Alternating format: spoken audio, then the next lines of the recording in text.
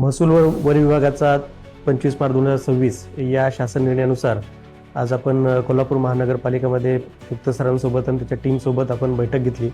या बैठकीच्या अनुषंगाने शासकीय जमिनीवरील महानगरपालिकेच्या जमिनीवरील अतिक्रमण नियमाकुल हे 25/मार्च 2026 च्या शासन निर्णयानुसार करण्यासाठी हा आढावा घेण्यात आला। यामध्ये सर्व अतिक्रमणधारक जे शासकीय जमिनीवर आहेत आणि त्यांचा जो प्रभाग हा रेसिडेन्शियल झोन असेल तर त्या सगळ्यांना आवाहन करण्यात येत आहे की आपण आपल्या प्रभाग कार्यालयामध्ये आपले अर्ज सादर करावे। यासाठी अर्जाचा नमुना महानगरपालिकाच्या वेबसाईटवर उपलब्ध करून दिला जाईल, तसेच विभाग कार्यालयात पण उपलब्ध करून दिला जाईल। यासाठी पात्र अतिक्रमण 2011 पूर्वीचे असावे, त्यासाठी आवश्यक डॉक्युमेंट पण त्याची यादी आपल्याला दिली जाईल, ते डॉक्युमेंट असावेत। तसेच सध्या ते अतिक्रमण अस्तित्वात असावे। यामध्ये प्राधान्याने फक्त निवासी अतिक्रमणे रेग्युलाइज करण्यात येतील आणि जे वाणिज्य ते अतिक्रमणे ही कारवाई झाल्यानंतर काढून टाकण्यात येतील।